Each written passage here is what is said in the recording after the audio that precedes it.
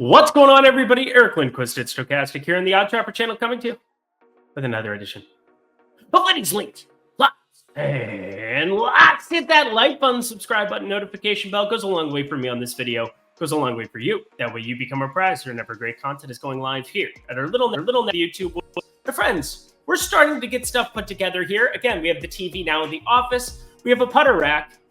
And then we have some white space. If you could look down, there's putting green. It's kind of cool. It's kind of nifty. But outside of that, also kind of cool and nifty. Caesars Sportsbook got a great promotion going for everybody as we lead into NFL season. Bet $50, get yourself $250 in $50 bonus bets. That will be paid out. Weekly bonus bets. So every Monday for the next 4 weeks, that'll be $50 added to your account. In addition to $50 you're getting in that bonus bet right when you wager your first $50. So take advantage of that over at Caesars. I want you at every single sports book. Mainly get yourself opportunities to be able to get these bonuses no matter what. And if it's not Caesars, it's BetMGM. They're down in the video description box below. You still get 2 free months of those premium Discord of myself, Ben Raza, Eitan Chander. If it's not them, DraftKings, FanDuel. Get exposure everywhere so you can shop for the best lines. Hey, maybe that's why it's called Odd Shopper. Only for 21 and over. And if you have a gambling problem, please call 1-800-GAMBLER. But just kind of waiting on stuff to happen here today. Ended up with like a smaller betting card. Didn't find any props that I found to be really positive EV.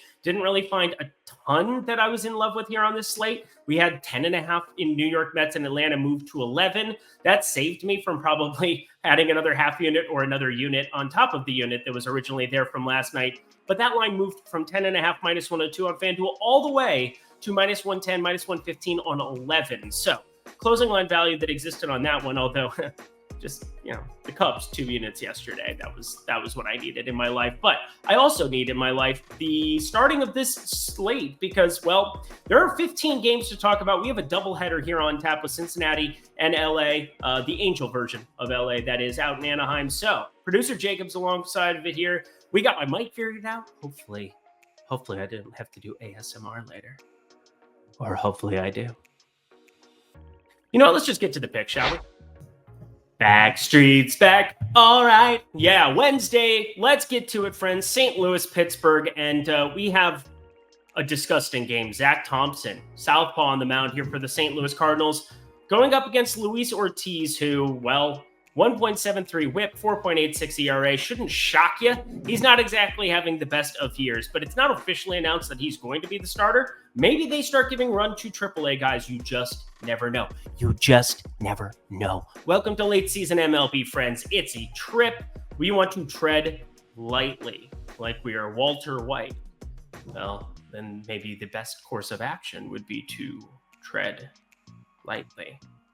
And that's exactly what we're going to do because, again, on the other side of this one, Zach Thompson, 41.8% hard hit percentage, but carries north of a 50% ground ball rate, 50.6% to be exact, and then nearly a 30% K rate in a very limited sample size that we have from him this season.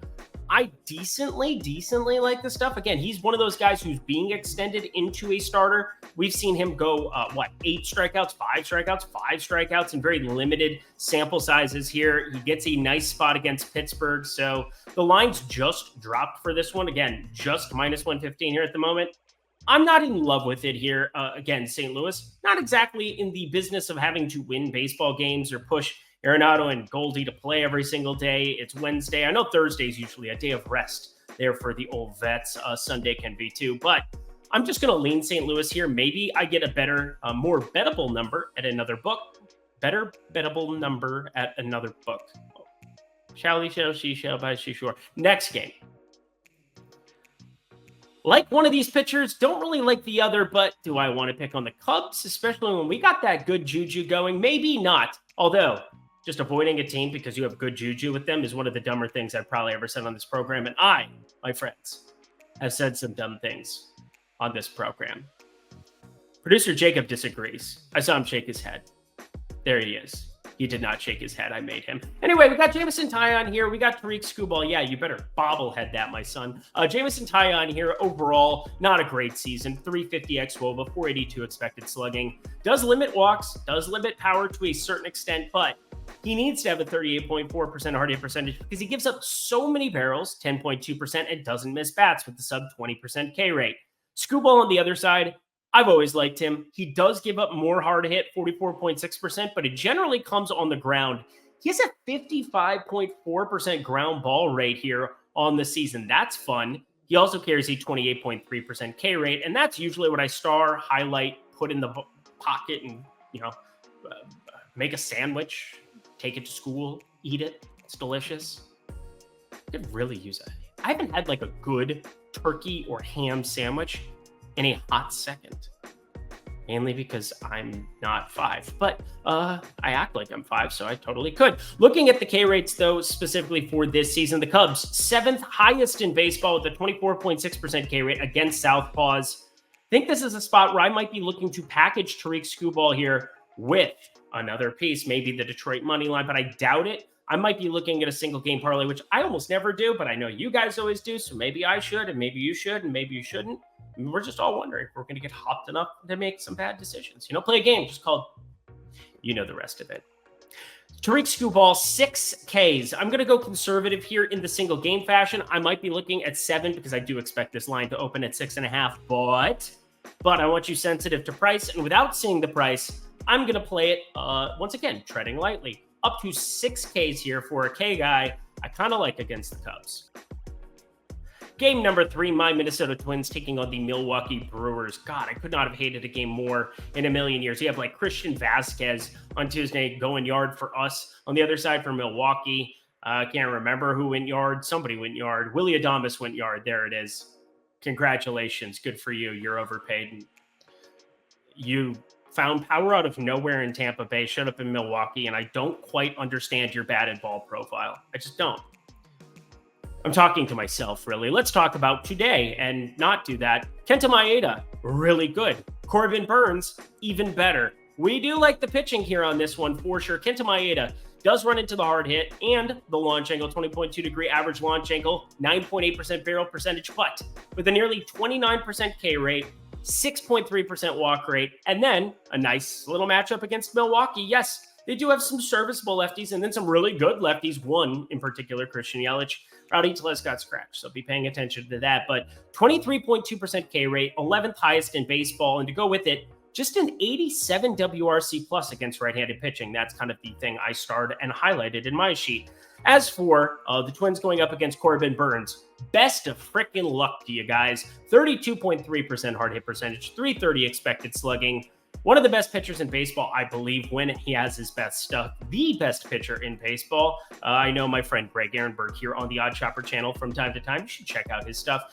He feels the same way about that. He put his money where his mouth was when it came to his Cy Young candidacy and then win 2 years ago. But speaking about it here today in this spot, he gets to go up against Minnesota with the highest K rate by far in baseball against right-handed pitching, 27.7%, although 108 WRC plus. So kind of one of those things where it can go both ways, but with the profile of Corbin Burns also eliminating hard hit, and then Maeda on the other side should be able to avoid bats too. Give me the under on 8.5 here. Pretty clear-cut play for me. It's projected just a little bit under that 8 for me, so I don't want to go crazy with it. But let's go crazy. Different spot. Also, that's Prince. People say music and Minneapolis, and see how it's all tied together. My mom was at a casino playing blackjack when he died, and then they were like 20 minutes from his house and drove over and put down flowers. That's a true story. That's a thing that happened. Also, shout out my mom playing blackjack. I know that shocks all of you that I would be on a gambling program. If you have a gambling problem, please call 1-800-GAMBLER. I'm done talking about Prince, but actually I don't want to be. Purple rain, purple rain. We should probably end this now. And tonight we're gonna party like it's 1999. And I'm actually pretty sure the guy I'm going to recommend here was born before the year 2000. The year 2000. Conan O'Brien. Some of you got that, some of you didn't, and now I'm screwed. Seattle, Chicago, we've had some good juju with this one, and we've had some good juju with the bat I'm going to recommend on the Seattle side. But first, we have the Chicago White Sox side. Pretty interesting pitching matchup. Michael Kopech, George Kirby, but Michael Kopech specifically going to be somebody I target on the Seattle side, though. George Kirby, not my favorite favorite pitcher either. Might be looking at bats on the White Sox side. 40.7% hard hit percentage, 418 expected slugging, just a 22.4% K rate. And I truly believe one of the more overrated pitchers based on name recognition and based on what I think other people value them in the fantasy and sports betting community. No, thank you, ma'am. I pass. George Kirby, not my favorite guy to be taking here on the road against the White Sox, even the lonely White Sox. I'm not going to be messing with it at a minus 180 number. I would be looking at the White Sox side, but I will not be going to the White Sox side because I like the way that you're working that thing, Dominic Canzone. Yes, if you follow me on Twitter at Eric Lindquist, you know I have basically highlighted this guy for a while, had waited to recommend him until I thought it was a pretty optimal spot. He ends up going yard in his very last at bat, an absolute no-doubter. His expected ISO against fastballs just goes way, way up. And wouldn't you know it, Michael Kopech has a 62.4% usage of a four-seam fastball. So Dominic Canzone in the platoon going up against Michael Kopech, who has a 43% hard hit percentage and a 470 expected slugging. Well, maybe I do back the lefty, who saw an increase to launch angle, a 46.3% hard hit percentage, and a 475 expected slugging percentage. Dominic Canzone, I'm running it back, baby. He's been on the card maybe 3 or 4 times this season. Let me find it. Might have been on 4. So I am very profitable with Dominic Canzone over the course of the season. 2 of his 3 home runs have been on my betting cards here. If he hits one tonight, that will increase, and then it would no longer be factual. But as it stands right now, only 3 home runs on the season. I anticipate 4 against Kopech here on Wednesday. Better than plus 350, but I expect it to be. We got, what, plus 500? He was the second shortest odds guy, though, at plus 370 on FanDuel, which I thought was shocking. We'll see if books end up reacting to his AAA numbers, which are good. Also, this graphic has been on the screen forever. That is my fault. Producer Jacob, I'm a failure, except for not at sports betting. This has been fun. Just told Dominic Canzone was born in 1997, which is shocking. Because again, not for sure. It's 2023. I guess 26 years old. That makes sense. Because I know he was 25 at the beginning of the season, 26 now. Can you tell that I thought he was going to be good one day? Anyway, Kansas City, Oakland. Neither of these teams are good. I'll throw that out there. Cole Reagan's expected on the mound here for the Oakland side, for the Kansas City side. On the Oakland side, they have a couple of different options. I think it's going to end up being Kyle Muller because, well, we saw not Kyle Muller tonight. So I think it's going to be Kyle Muller. He's not good. So if it's Kyle Muller, 49% hard hit percentage, 555 expected slugging with a 15% K rate, that ain't it. But I also ain't it here with Cole Reagans. You know what? Think about it this way. We all have a limited amount of time on this earth. A limited amount of time on the planet. And if you choose to spend it going to Oakland and attending a Kansas City Royals and Oakland Athletics baseball game, I'm going to dare say you've made a bad decision. Long-term EV of life, my friends, I'm also interested in those things. Going and attending this baseball game or trying to make sense of whatever this line ends up being or trying to bet or wager your hard-earned money that you spend time at your 9 to 5, at your different places of employment, and then you would fire up Kansas City and Oakland props because why? Well, I mean, if there's value to be had, then absolutely you could do it. But I doubt we should have anything to do with this game because then we researched Kansas City versus Oakland, not in the business of being sad. Not in the business. Not up in here. Not up in here. Kansas City money line if you have to do something, though, if you're an absolute sicko. And Cole Reagans, he does have a decent enough strikeout profile, but, like, think about your life.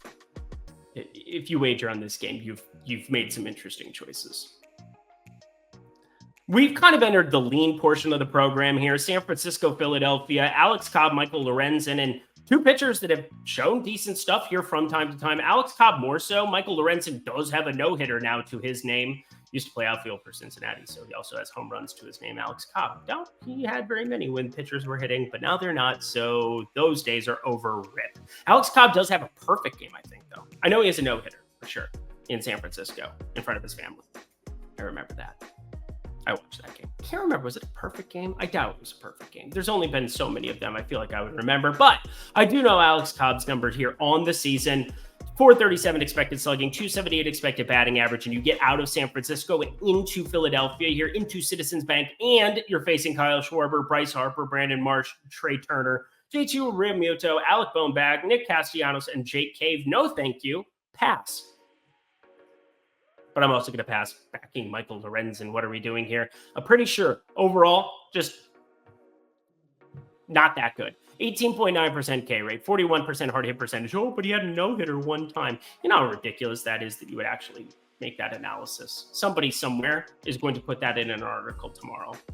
You should send me that article, and then I can block that person on Twitter/X. That would make my life better too. But under 9, as disgusting as it is the only thing that projected out decently well for me here. It actually says that I should like this, and I'm not going to. I'm down with the sickness, down with the spreadsheet, something like that. Let's get this doubleheader out of the way here. Cincinnati facing the Angels. There was lots of rain on Monday. Let the rain fall down and wake my dreams. I'm trying too hard. Cincinnati Reds, Los Angeles Angels. You got Andrew Abbott. Been pretty good. Shohei Ohtani. He's the best around. Not going to be playing for the Angels next year. But anyway, Cincinnati Reds, Andrew Abbott, 41.5% hard hit percentage. Not ideal. 21.8 degree average launch angle in a homer-prone ballpark. Also not ideal. Probably pitching in the afternoon game. Extra. Read all about it. Not ideal. But. You got Shohei Ohtani on the other side of this one here. And, well, Andrew Abbott, he's going to strike out some dudes, 26.9%. It just is what it is. But Shohei Ohtani is going to hopefully get down, drop his eagle on, and just get a little bit different, get weird. Yeah, he's going to be okay. He's very good at pitching. And therefore, hard hit. Mike Trout back in the lineup here today on Tuesday. That came out of absolutely freaking nowhere. But Wednesday, yeah, I want to be paying attention. Is Mike Trout going to be in this lineup or not in game 1? Because then you assume that he's going to play game 2 of the other one. I can't imagine first game back they're going to have him play both sides of a doubleheader, unless they just said, hey, you're not coming back until you're 100%. But they sold the team basically to just go all in on this season, even though that they're just awful outside of Ohtani and Trout. Reed Detmers has his moments. You know what? Speaking of which, he's coming up in game 2. But first, I'm leaning on the run line, -1.5 here, plus 125. If you made me do anything, Abbott gives up just enough power. And Ohtani, yeah, again, they need to start winning baseball games very, very quickly. If you want to have Ohtani around for postseason baseball, you better run the table or damn near that. You got to do some Seattle Mariners shit right about now. So Angels, -1.5, just a lean, but I got to see Trout in that lineup for me to like that number, which leads me into game 2. He's going to sit one of these two. If he's in the lineup game 1, I'm going to try to impulse bet immediately game 2.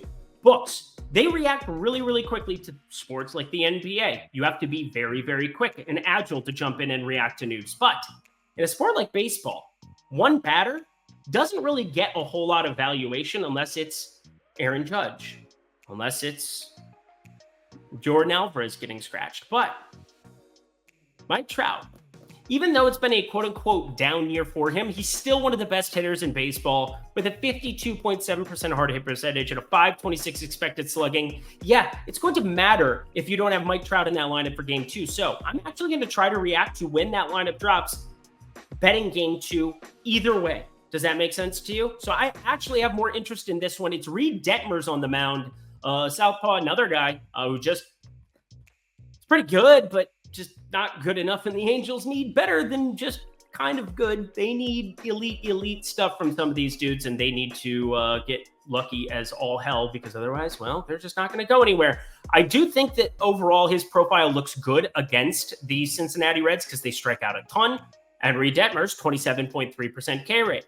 He's also left-handed. You look at Cincinnati, up against lefties, 23.9% K rate, 9th highest number in baseball, and just a 92 WRC+. Again, also going to be an evening game, not as bad as having to play in the afternoon sun there. So much more difficult spot for the guys pitching in game 1 than in game 2. Get the Marine layer coming in. Go chill up there in the Firestone Brewing corner. Cool off a little bit in that afternoon. That sounds like a good place to go. I'd like to go. but I can't. I'm working. Anyway, the Angels on the other side of this one, the Reds on the other side of this one. It is assumed to me that they are going to have Andrew Abbott pitch game 1, and that's what the books assume. And for game 2, there are a couple of different pieces, but one guy that I've kind of highlighted as the potential starter here is Mr. Brett Kennedy. I knew I was going to say it wrong. I had to find the sheet, and I apologize to him and his family. You're not watching. But Brett Kennedy, and good for 3 starts, but he's a train wreck in the big leagues. 6.42 ERA, 33 2/3 innings overall in that sample size. But he's 1-0 this season. He has a 3 ERA. But anyway, I would be betting the Cincinnati money line here in the event that I knew Montreal was out here in game 2. He's only going to play one side of this set. I don't know which. Do you know which? I don't know which. So react to news. That's what I'm getting at. Game 1, leaning Angels -1.5, assuming Trout is in there. And then game 2, I'm assuming he sits Cincinnati money line. Oh, bet $50, get $250. My finger looks very church-like. But anyway, bet $50, guys. Yes, that's a halo. Get yourself $250 in bonus bets right now from Caesars Sportsbook when you sign up at the link below. Here's how it works. You go to Caesars. You click on that link down in the video description box below. Producer Jacob's lovely. He's going to put it down there for you. But you bet $50. $50 on anything that you want. It could be MLB today. It could be NFL preseason over the weekend. But as soon as you click that button and bet the 50, you're getting $50 in a bonus bet back. Another $50 bonus bet back to you. But that's not all. Every Monday, leading from now until week 2 of the NFL season, you're going to get another $50 bonus bet put into your account. So starting on Monday, you get $50. Put it 50 the next Monday. Put 50 in. It's like $1 and get a car. Put $1 and get a car. Put $1 and get a car. Put $1 and get a car. Ironically, also 4 of those. So 4 extra $50 bonus bets in your account from Caesars Sportsbook, in addition to the 50 you get right off the bat just by checking this out. So that is 6 total cracks for you to really take advantage of that $50 wager over at Caesars Sportsbook. It's only if you're 21 and over, and if you have a gambling problem, please call 1-800-GAMBLER. But sign up for all the sportsbooks you can, because it's kind of important, kind of essential that you take advantage of these offers when given to you. And if it's not Caesars today, it's going to be BetMGM tomorrow or DraftKings. They're going to be coming in bulk leading up to NFL season. So take advantage, jump on in. See you guys there soon. Oh, look at that. The sun just went down. It's lovely. It's just starting to go down. It's making my lighting look a little bit more beautiful. I'm sweating a little bit. AC's working though. It's just, I don't want it on right now. I don't want psst. And it wouldn't even show up on the mic. It's just, I don't. Anyway, I have a lock here, so I should probably talk about it. Sandy Alcantara going up against Seth Lugo here, and it might not be what you're thinking, but I have been in the business of being quick to react when pitchers change the corner, when they turn a corner. And I don't think books have necessarily given Miami a whole lot of a fighter's chance here in this one based on this line. Again, how are they plus 110 here when it's Sandy Alcantara? We're talking a guy who has now started to figure out some things, and I'm just at least a little bit more bullish on him going forward than we saw at the beginning of the season, because for all intents and purposes, it's been a down year for a guy who has a Cy Young when you carry a 263 expected batting average, a 41.4% hard hit percentage, and just a 20.9% K rate, but the barrel percentage is still sub 7%. The launch angle on batted balls in play, 7 degrees, 52.3% ground ball rate. He's also a righty who only has to contend with the likes of Juan Soto, perhaps Trent Grisham, perhaps Jake Cronenworth, and now Ben Gamble got added to this baseball team, which, what the hell, where did that come from? But not a lot of lefties that you have to deal with if you're Sandy Alcantara, which is kind of a huge, gigantic deal. Over the course of this season, he's had pretty close to identical K rates about against both sides, but in the last 30 days, it's gone way, way up. Check this out. Over his 2023 sample size, a 21.1% K rate to lefties, a 20.7% K rate to righties. The velocity's ticked up a little bit. The curveball's moving just a little bit more. And you know what's happened with the changeup? It's been good. So what's happened? Last 30 days, 23.8% K rate against lefties, 25% K rate against righties. And then the expected ISO, yeah, it's still up there, 185 against lefties on the season, but down to 145 against righties. And he's going to face more righties by default because all I did was list 4 fucking names when I said, hey, look at these lefties. Here they are. I probably didn't need to swear there. That was probably really not necessary. I apologize if you were listening without your headphones in. Earmuffs. I'll start doing that if I'm going to just drop a hard bomb like that. Here's a hard bomb, though. Seth Lugo. Interesting stuff from him because, yeah, his strikeout rate also gone up over the last 30 days, up to 30.9% against lefties. But you know what? I'm looking at this 216 ISO that he has against them on the year. Yeah, I'm looking at Miami's lineup. Jazz Chisholm, Avisal Garcia, if they decide to utilize him. Brian De La Cruz, Josh Bell, switch hitter as well. And you got Jake Berger, 50% hard hit percentage, 511 expected slugging. And overall, Seth Lugo, 42% hard hit percentage to both sides of it, 423 expected slugging with an 8.7% barrel percentage. Dare I say, major pitching mismatch. That got awkward. And I don't feel like redoing it. Yeah, Miami money line, it's a lock. It's like it's a lock that I just can't say words today. Can't say them. Love it, though. Miami money line, my favorite play on the board. You know what I said earlier about Kansas City and Oakland? It's basically the same thing talking about the Colorado Rockies. Minus 265 on the money line here. We're not going to go anywhere near this. Almost pulled the trigger. Almost pulled the trigger on Colorado. Thought it would be a competitive baseball game, and it was. I mean, I think it's like, oh, now Tampa Bay's up 5-4, bottom of the 8th. Glad that I stayed away from it after all. These are just such trappy spots. The Tampa Bay run line, a ballpark that suppresses power. It's been typically a pitcher's park. Really difficult for me to want to invest anywhere with anything here in this one, especially Austin Gomber, Aaron Savale. The day that I back Aaron Savale at minus 265, I don't care if he's playing for the earmuffs. Fucking Monstars. I don't care. Definitely going to be an opportunity, friends, to never do that. Never do that. I know he's been better this year. If you go through his numbers, 295 xWOBA, 34.2% hard hit percentage, 367 expected slugging, and a great matchup against Colorado. But he carries just an 18.4% K rate, an expected batting average of 251, which I would say he's getting a little bit luckier this season. Yeah, just a 20.6% whip percentage. This is not a fun spot. And Austin Gomber, I can't pull the trigger here. I can't do it.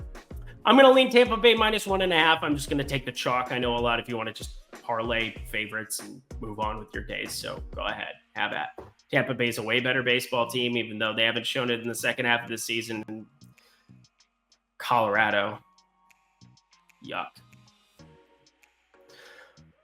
All right. We go lean, lock to finish it out with one of those being a prop. So 4 plays in my last 5 for you. Hit that like button, subscribe button, notification bell for some good juju. And we've had some good juju going on this program, which leads me into, my friends, a like play, Toronto, Baltimore. I'm about to do something that I didn't think I could possibly do, and that's bet against my team, Baltimore. They've been our adopted team, by far the highest ROI I have for any specific money line team this season. I think that's probably the case for most people because you run into undervalued against other AL East teams. Tampa Bay, Toronto, they've been pretty good in those regards. Against the Yankees on the road, plus money opportunities showing up every time they're on the road there. On the run line, we've actually made some coin with them as well in spots like Oakland, San Diego. It's been a very, very good season betting Baltimore. But we're going to do the opposite. Kevin Gausman versus Jack Flaherty. And Jack Flaherty, you want to hear about some last 30 days and 90-day type sample sizes that I've just kind of fallen in love with here the last couple days? Well, here you go.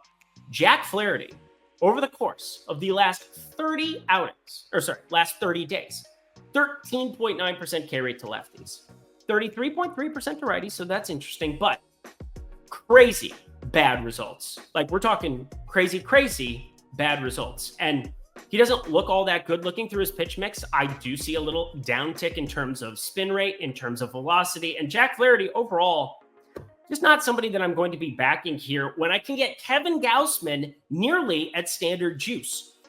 Kevin Gausman. And yes, the Toronto lineup, they haven't been performing as well as we might have hoped, but they got Bo Bichette back in the mix, and I feel like nobody noticed. Paul DeJong got DFA'd, sent to the outer realm. Bo Bichette back with his 322 expected batting average, 517 expected slugging, 374 xWOBA.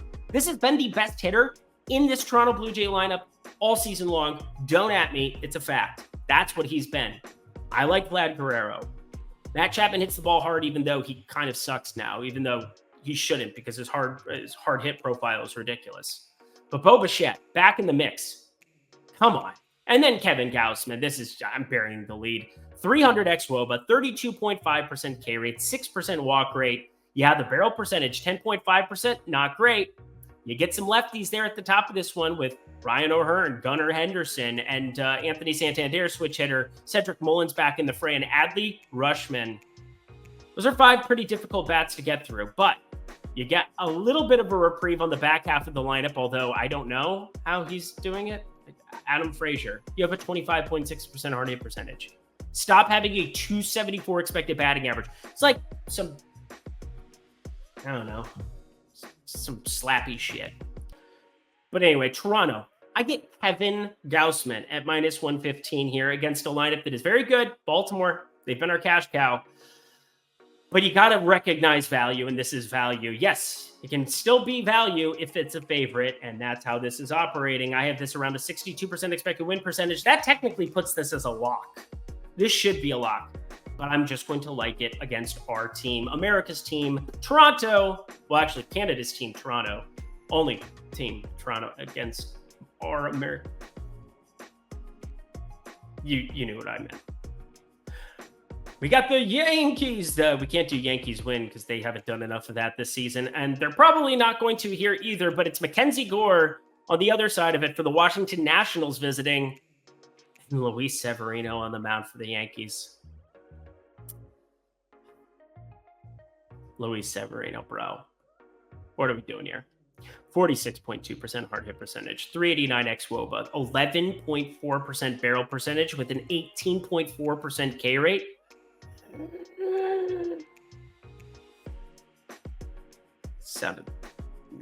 That's the sound it makes when you have Luis Severino on the mound.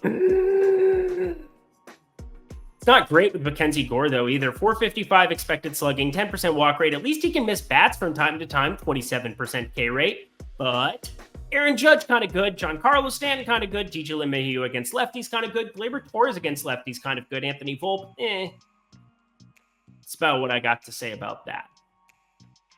This is a spot where I do really like the over, though. 9, not the greatest number to be getting here. Really wish this was sitting at 8.5. But again, you don't get everything that you want in life, and it is what it is. I'm happy to take a 9 and just play it for a half unit here. Don't go crazy. Don't go crazy. Just a lot of baseball left.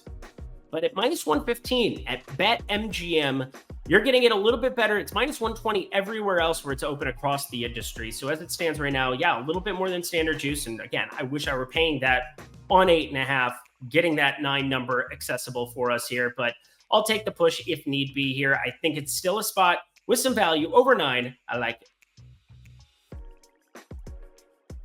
How have I not bet the Dodgers here? I'm not going to bet the Dodgers here. Why are the Dodgers not on the card? Oh, yeah, because minus 215, it's a much wider spread even than what you saw here against Cleveland. I just saw Cole Calhoun went yard in the corner of my eye. Tampa Bay is also now up 12-4. That 8th inning escalated quickly. Washington's up 2-1. That's funny, too. But yeah, Cleveland up 7-3 here on the Dodgers. Good Lord Almighty. Good Lord Almighty. That half unit. Sacrifice it to the gods. Let's sacrifice it in the name of some... I'm not going to earmuff this one, but here we go. Let's go to Cleveland. Got Xavier Curry going up against Clayton Kershaw. I don't know if you noticed. That's kind of a pitching mismatch. Yeah, I think you probably noticed. But so did everybody else, and so did the books. And so, what are we doing here? We're not going to get any value on it. We're not going to get any value on it. We're not going to bet this. No. No, even though Clayton Kershaw, he's been electric when healthy, just needs to stay healthy. They're not going to push him to 95, 100 pitches anytime soon, so we can get that out of our head. He's gone, 67 and 71 pitches in his 2 starts since he got back here. I think that's why you're seeing this not as crazy of a spread.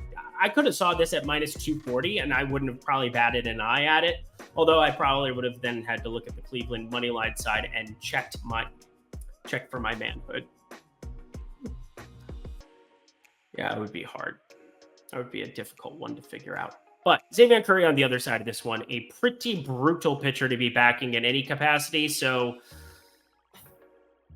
what are you going to even do here? Mookie Betts to home run seems like fun, doesn't it? He's somebody that always pops to the top of my model. It doesn't matter. Righties, lefties. Yeah, you might have saw him in the home run derby look like an idiot because he didn't even try. But a 49.7% hard hit percentage, when you combine with a 20.2 degree launch angle and a 582 expected slugging against a guy like Xavier Curry with a 45.7% hard hit percentage and a nearly perfectly identically matching 21.1 degree average launch angle. Oh yeah, we are looking at home runs. I'm going to be looking at Betts. I'm going to be looking at Muncy. I'm going to be looking at Freeman. I think we might find more value in the home run market than we are in the backing the Dodgers market. So just do that. Do that. It's got to be better than plus 275, but I totally expect it to be. The New York Mets here taking on Atlanta again. And I mean, come on, guys. We had all the closing line value and all the land. It's only 3-0, top of the 6th right now. Would like to see some runs on the board from the Mets side. It's frickin' Bryce Elder. Throw me a bone here. But yeah, I know a lot of you want to just constantly bet the Braves, and I get it. It's not the worst way to go about your life, but I am going to do the complete opposite if I do anything here in this one. The Mets taking on the Braves. Charlie Morton on the mound for the Braves. Jose Quintana.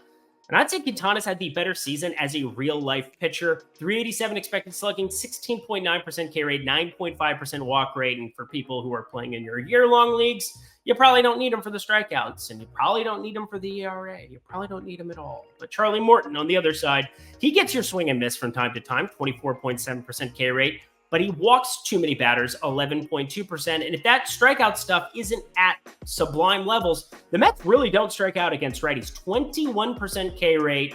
They're the tied for the 5th best at avoiding those in all of baseball. So no chance that I want to be betting the Braves side with that kind of upside sitting there. And again, Quintana, he's kind of one of those pitchers that I kind of have hope being able to suppress some of this insane, ridiculous, stupid power on the other side. Nearly a 3 ERA, 1.26 whip. Not that I care about those things as much, but getting the ground ball rate, got to get that thing back up, buddy. Got to get that up. But at least not giving up a whole lot of hits. Only 3 and 4 his last 2 outings. Jose Quintana, plus 1.5. It also says I'm supposed to be betting this. Haven't pulled the trigger yet. I'm hoping people hammer the Braves. I'm hoping that this run line, I can get plus 1.5 at like minus 115 a little bit later. So I'm going to wait and see. Technically, it was supposed to be a bet, but I'm going to pass last game of the night. Here we go.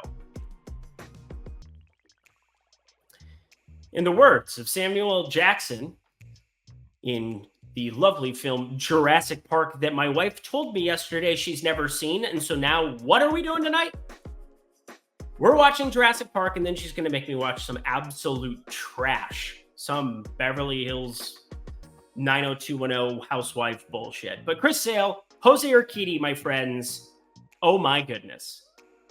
Yordan Alvarez got scratched. I don't know if they noticed that Yordan Alvarez got scratched when they dropped this line, or if that was just a mistake, or if they just think Houston's so much better than Boston and it doesn't matter. But the opportunity that Yordan Alvarez would have to miss this baseball game, I don't care that it's left on left. Yordan Alvarez doesn't have crazy reverse splits or anything, and he's one of the best hitters in baseball year in, year out. So what are we doing here? It's Chris Sale versus Jose Urquidy. Chris Sale, 33.9% hard hit percentage, 210 expected batting average, 28.5% K rate. Phenomenal stuff across the board when healthy. I feel like I've said that multiple times. Looking at you, Sale, looking at you, Kershaw. Weird how they're built about the same and kind of do the same shit. Anyway, his advanced metrics are fantastic, so I don't care about the 4.50 ERA. His last 6 outings, he's not given up more than 2 earned runs in any of them, and I know He's only been back for 2 starts here in recent times, 4 2/3, 4 1/3, 2 earned in both of those, 58 and 65 pitches, probably only going to go to 75 here in this spot. But then it turns into a bullpen situation, which I'm always going to prefer over just running into long relievers or things of that nature, or having a bad starter on the mound. So Jose Urquidy is getting crazy respect here, if you ask me. A 20.6% K rate, a 249 expected batting average, and a 14.2 degree average launch angle, going to fit all the lefties and all the land. I don't get this. I know he can limit hard contact from time to time, but I'm getting better than even money on another money line. This is very eerily similar to Miami. So I have 2 locks on the card. Both of them are barely plus money sides. You get one of the 2, you have a tiny bit of profit, probably nothing to write home about. You can go buy yourself some Taco Bell. The fact that we hit both of these, I'm going to feel pretty damn sharp and pretty damn smart, because I do expect both of these lines to move away from these numbers by first pitch. And if they don't, I don't have a whole lot of faith for humanity. I don't have a whole lot of faith for humanity. Anyway, Jose Urquidy, 192 ISO against lefties, 194 against righties. What are we doing here? I'm looking at props from the Boston side, and I think Boston just smashes him here. So here you go, friends. Boston money line. Give me all of that you got. Let's get ourselves on out of here. And that does it for another edition of Lindy's Leans, Likes, and Locks. You know what to do. Go to that comment section below. Let me know your favorite plays on the board from Wednesday. Again, 15 games, a doubleheader in the mix of it. 2 teams that aren't playing. That's weird to me. But Caesar Sportsbook, check them out. Bet $50, get $250 in $50 bonus bets paid out to you on Mondays leading up to NFL season. And for the first 2 weeks of that, again, 4 consecutive Mondays, you'll get those $50 bonus bets in addition to $50 coming to you right away. I think I've said $50 enough. Haven't said this yet, though. It's only if you're 21 and over, and if you have a gambling problem, please call 1-800-GAMBLER. Thank you to producer Jacob. I got to figure out what we do in the shadows back here, even though I should probably go watch. It doesn't come out till Thursday. It's tilting. I love that show. I'm going to end this show. Until next time, friends, I'm Eric Lindquist. Best of luck in the MLB streets on Wednesday.